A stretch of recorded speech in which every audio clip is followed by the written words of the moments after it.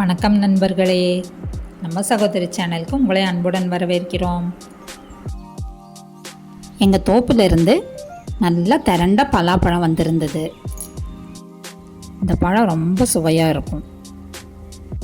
இந்த பலாப்பழத்தில் ஏதாவது ஸ்வீட் செய்யலாமேன்னு யோசித்தேன். சரி, பலாப்பழ கேசரி செஞ்சிடலான்னு செஞ்சேங்க. இன்றைக்கி எங்கள் வீட்டுக்கு விருந்தினர்களும் வந்தாங்க. அவங்களுக்கும் கொடுத்தேன். சாப்பிட்டு பார்த்துட்டு ரொம்ப சுவையாக இருக்குன்னு பாராட்டினாங்க. வாங்க செய்முறையை பார்க்கலாம். முதல்ல ஒரு கடாயில் 2 ஸ்பூன் நெய் விட்டு நெய் காஞ்ச உடனே முந்திரி திராட்சையை வறுத்து எடுத்துக்கலாம். அதே கடாயில் ரவையும் வறுத்துக்கலாம். இங்கே நான் 1 கப் ரவை எடுத்திருக்கேன். முந்திரி திராட்சை வறுத்த நெய்யிலேயே அந்த ரவையை வறுத்து எடுத்துட்டேன். ரவை ரொம்ப பொன்னிறமாக வறுக்க வேண்டாம், லைட் ப்ரௌனாக வறுத்தோன்னே இறக்கிடலாம்.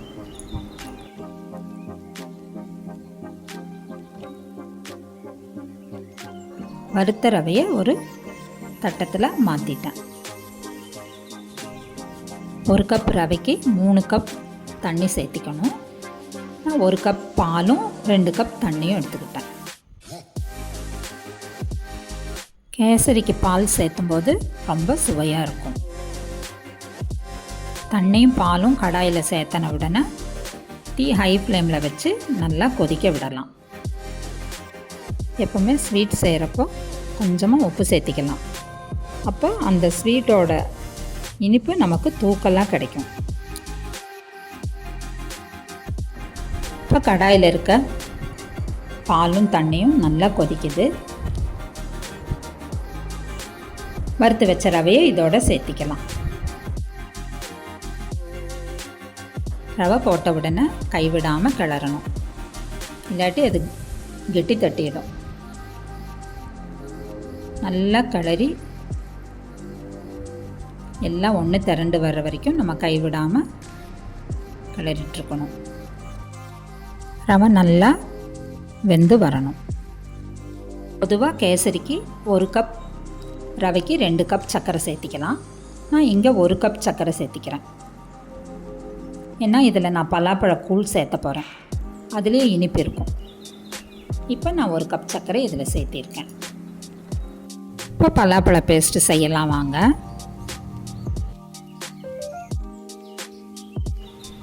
இப்போ ஒரு 10 பலாசொலை எடுத்திருக்கேன். அதை கட் பண்ணி பீசஸாக போட்டு மிக்ஸி ஜாரில் போட்டு ஒரு பேஸ்ட்டு மாதிரி அரைச்சி எடுத்துக்கிட்டேன். பலாப்பழ பேஸ்ட்டை ரவையோடு சேர்த்திட்டேன். இப்போ ரவை, சர்க்கரை, பலாப்பழ பேஸ்ட் இதை 3ஐயும் நல்லா கலந்துக்கலாம். நல்லா ஒன்று சேர்கிற அளவுக்கு கலக்கணும். கூடவே ஒரு 3 டீஸ்பூன் நெய் அதில் சேர்த்திட்டேன். நல்லா கலந்ததுக்கப்புறம் நாம் மறுபடியும் நெய் சேர்த்திக்கலாம். அடுப்பை சிம்மில் வச்சுட்டு கலந்து விட்டுக்கலாம், இல்லாட்டி அடி பிடிச்சிடும். இந்த கேசரிக்கு கலர் சேர்த்த வேண்டாம், பலாப்பழத்தோட கலரே போதும். உங்களுக்கு கலர் தேவைப்பட்டால் மஞ்சத்தூள் சேர்த்திக்கோங்க, அதுதான் நல்லது. இப்போ சர்க்கரை, பலாப்பழக்கூழ் எல்லாம் நல்லா கலங்கிடுச்சு. இதோட ஒரு 2 ஸ்பூன் ஏலக்காய் தூள் சேர்த்தி திருப்பியும் கைவிடாமல் கலக்கலாம். இடையில எடுத்து வச்சுருக்க நெய்யும் அதில் சேர்த்திக்கலாம். எல்லாம் நல்லா கலந்து வெந்தோடனே நெய் விடுது பாருங்கள். நல்லா நெய் பிரிஞ்சு வரும்போது வறுத்து வச்சுருக்க முந்திரி திராட்சையை அதோட சேர்த்திக்கலாம். கேசரியோட நல்லா கிளறி விட்டு கலந்து ஸ்டவ்வை ஆஃப் பண்ணிக்கலாம். இப்போ நான் மரக்கரண்டி மாற்றிட்டேன். ஸ்டீல் கரண்டியில் கிளறும்போது கையெல்லாம் அறுக்கிற மாதிரி இருந்துச்சு.